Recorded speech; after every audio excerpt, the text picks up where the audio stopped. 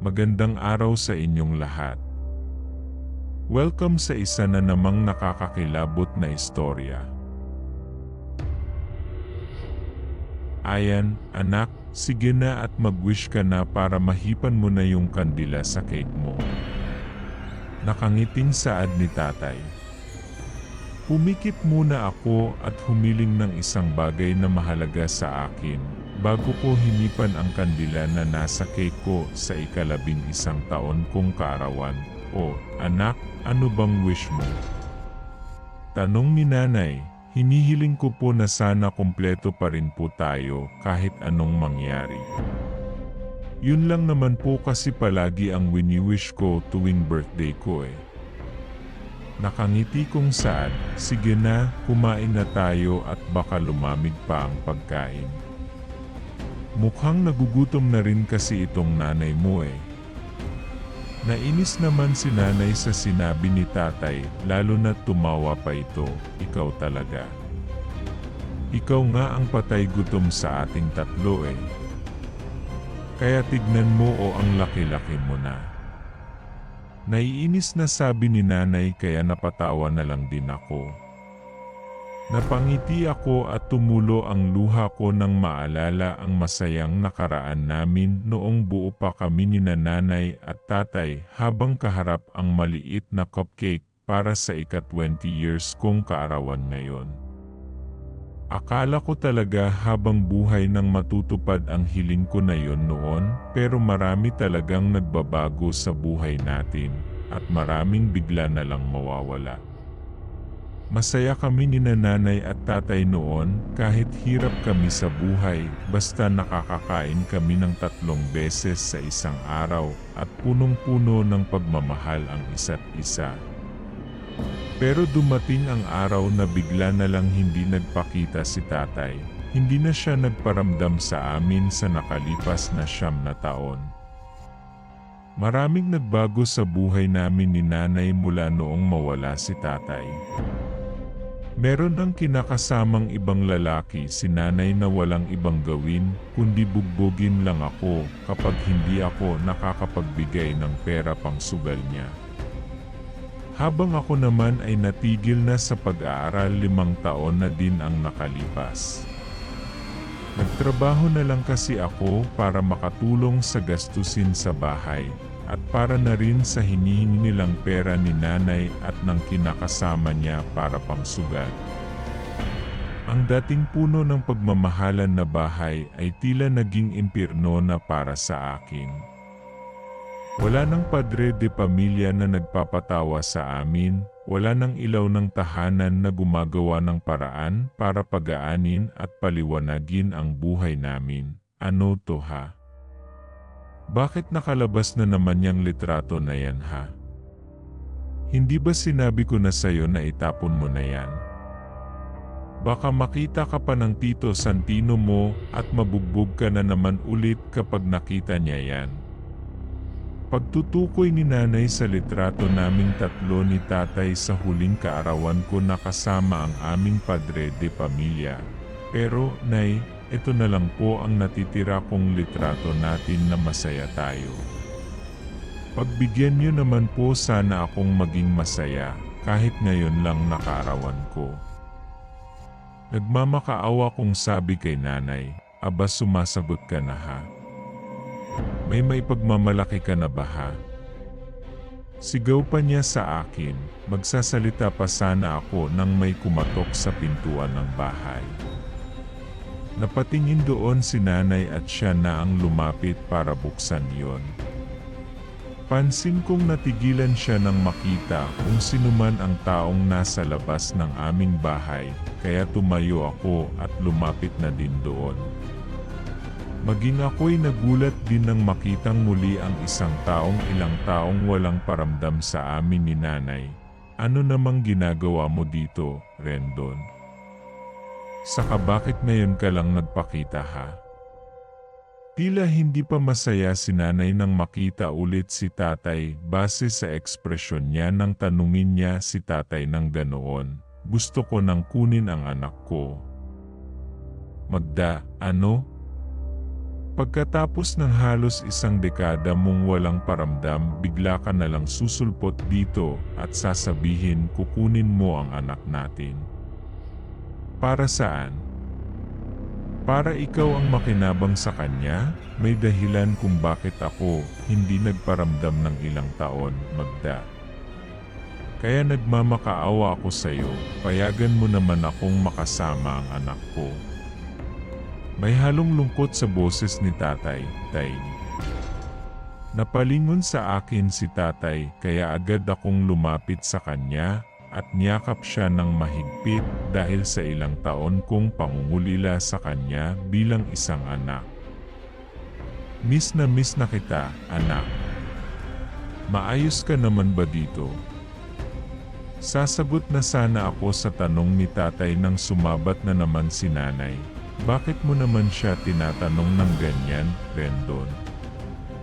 Sinasabi mo bang hindi ko kayang alagaan ang anak ko?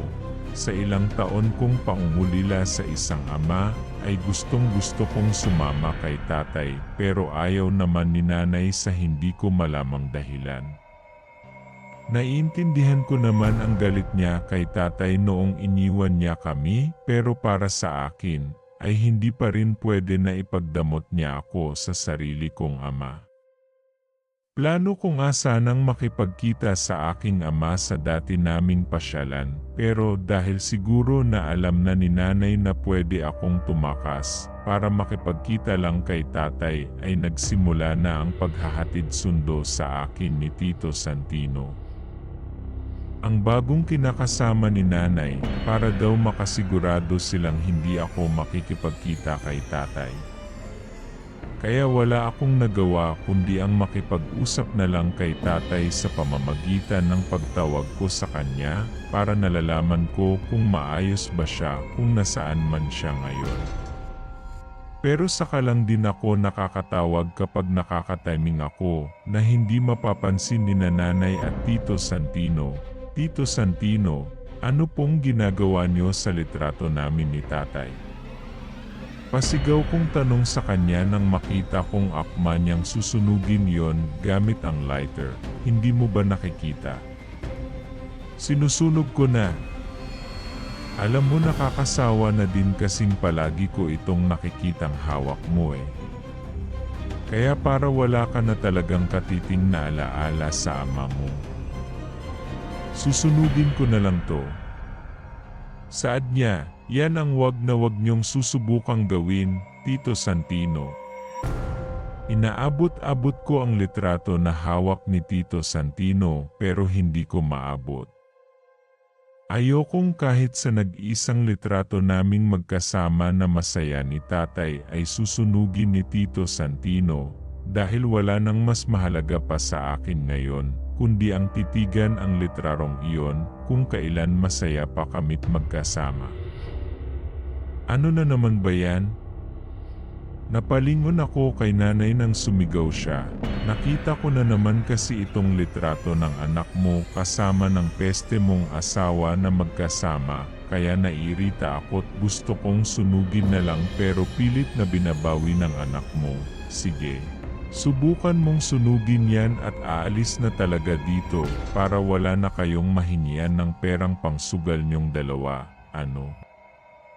Pansin kong natigilan si Tito Santino at dahan-dahang ibinaba ang hawak niyang lighter kasama ng litrato o ayan.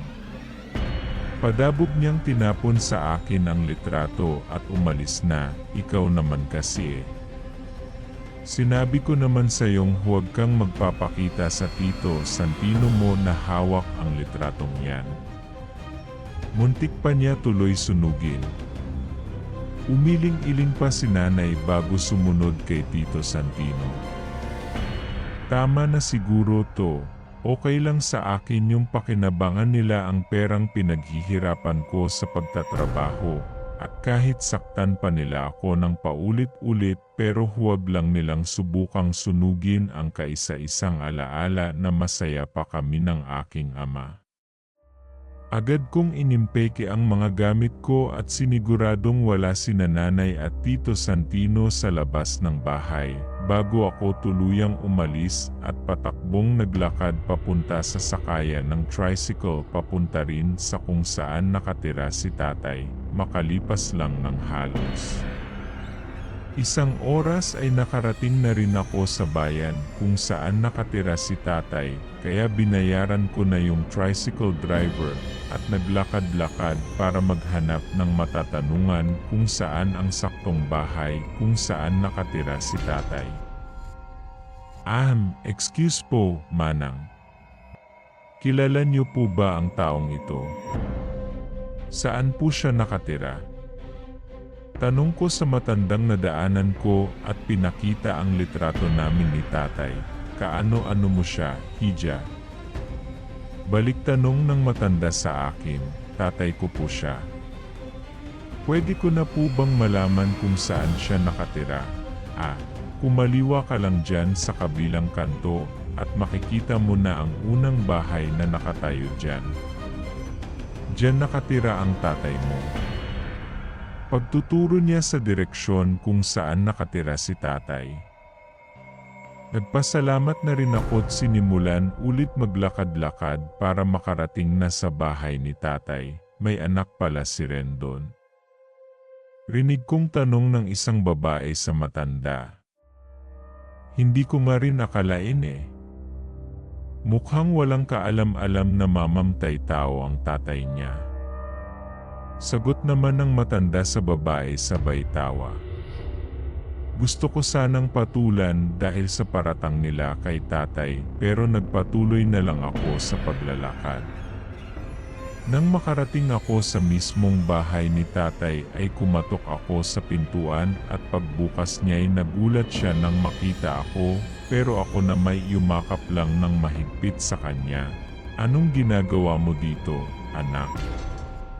Akala ko ba ayaw ng nanay mo na makipagkita ka sa akin?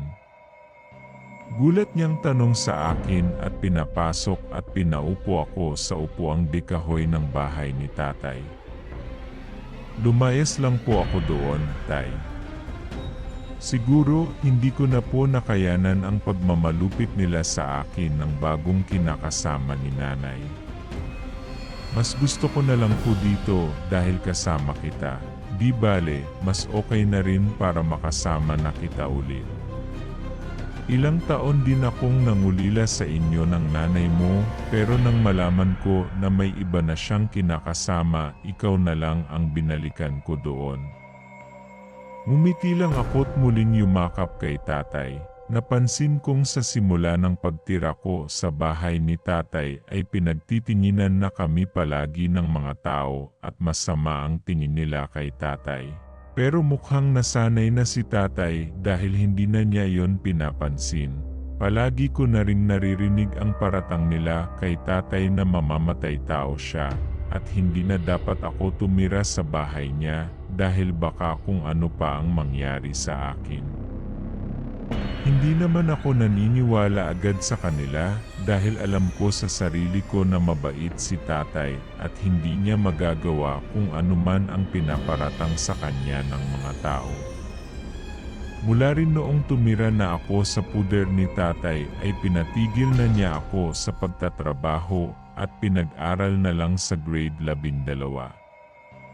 Maganda naman daw kasi ang trabaho ni Tatay at minsan ay nagbibigay pa ang kapatid ni Tatay na si Tia Feli ng allowance ko.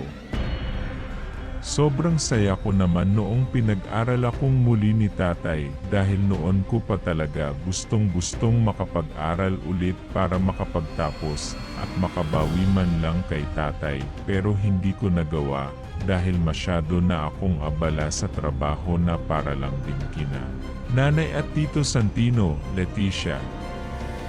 Narinig ko ang malakas na boses na sumisigaw sa labas ng bahay ni Tatay habang kinakalampag ang pinto. Dali-dali akong lumabas ng kwarto at binuksan ang pintuan ng bahay. Nakita ko ang galit na mukha ni Nanay. Nay, ano pong ginagawa niyo dito Bigla niya akong hinablot ng mahigpit sa buhok kaya napadaing ako. Bakit ka umalis sa bahay ha? Akala mo hindi kita mahahanap? Bakit? Dahil mas gusto mong kasama ang ama mong mamamtay tao kesa sa akin na tanging nagpalaki sa iyo ng maayos. Sigaw sa akin ni nanay habang hawak ng mahigpit ang buhok ko. Dahil sa sinabi ni nanay at marahas akong bumitaw sa pagkakahawak niya sa buhok ko at humarap sa kanya. Pati ba naman kayo, Nay? Pinaparatangan niyo rin si tatay na mamamtay tao. Ganyan ba talaga ang nagagawa sa iyo ng batugan mong kinakasama? Ang gumawa ng kwento. Saka kayo ang nagpalaki sa akin. Baka nakakalimutan mo na mula noong tumira sa bahay si Tito Santino, pinatigil mo na ako sa pag-aaral at pinagtrabaho para may pera kayong dalawa ng kinakasama mo pang sugal. Tapos sasabihin mo pinalaki mo ko ng maayos. Napuno na ako sa mga masasakit na salitang sinasabi sa akin noon ni nanay, kaya lumakas ang loob kong sagot-sagutin siya ngayon.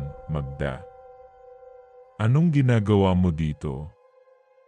Ginugulo mo na naman ba ang anak ko para bumalik sa inyo at pagkaperahan nyo ulit ng lalaki mo? Napalingon ako kay tatay na kakadating lang mula trabaho. Itinago naman niya ako sa likuran niya para siguro hindi na ako masaktan ni nanay. Pwede ba, Rendon, tumabi-tabi ka dyan at hindi pa ako tapos sa babaeng yan? Ang lakas-lakas ng loob na lumayas tapos nalaman ko dito lang pala sa'yo nagpunta. Hindi ko alam kung alam na ba niya ang totoo, na isa kang mamamtay tao. Gusto mo ba talagang sabihin ko sa kanya kung ano ang totoong dahilan kung bakit ako nakaptay ng tao? Nagulat ako sa sinabi ni tatay. Akala ko puro paratang lang at walang katotohanan ang sinasabi ng mga tao kay tatay, pero galing na mismo sa bibig niya na nakaptay siya ng tao. Pansin ko namang natigilan si nanay at hindi na muling nakaimik. Padabog siyang umalis na lang sa harap namin at nang makaalis na si nanay ay hinarap ako ni tatay. Totoo nga.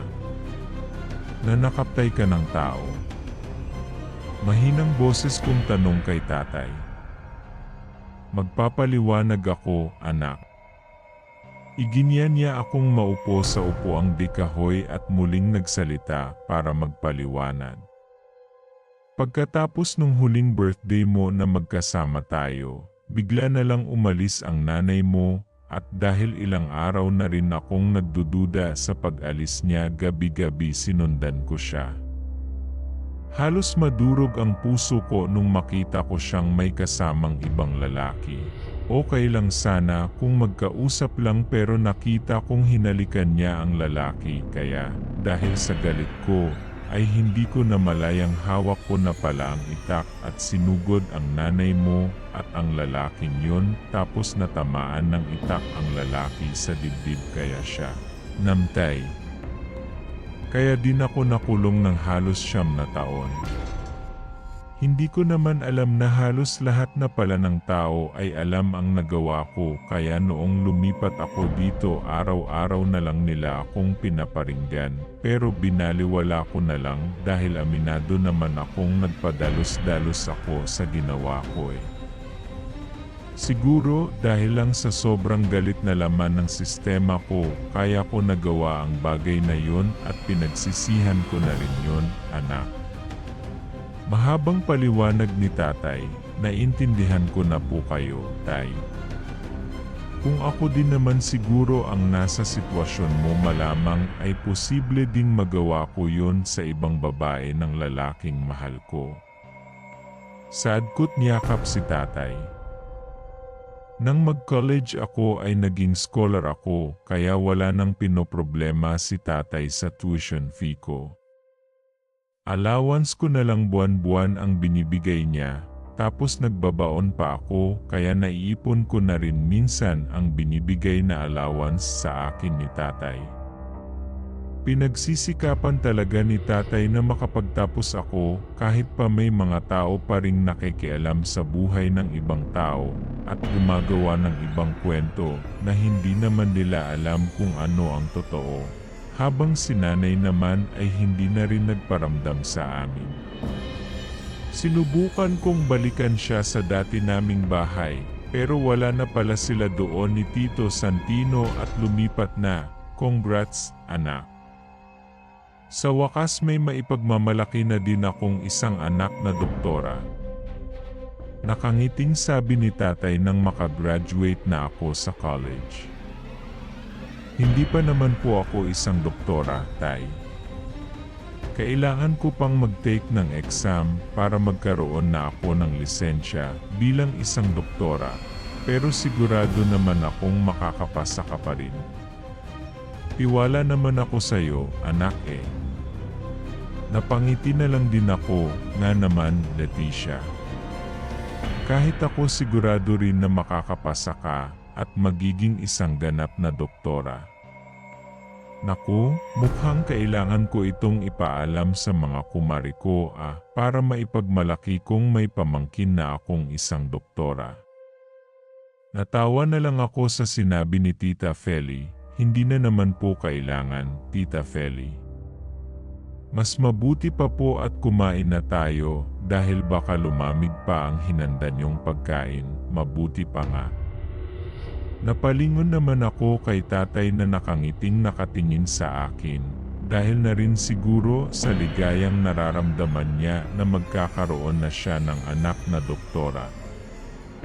Kung nagustuhan niyo ang ating kwento, maaari sana mag-subscribe, like and share na din.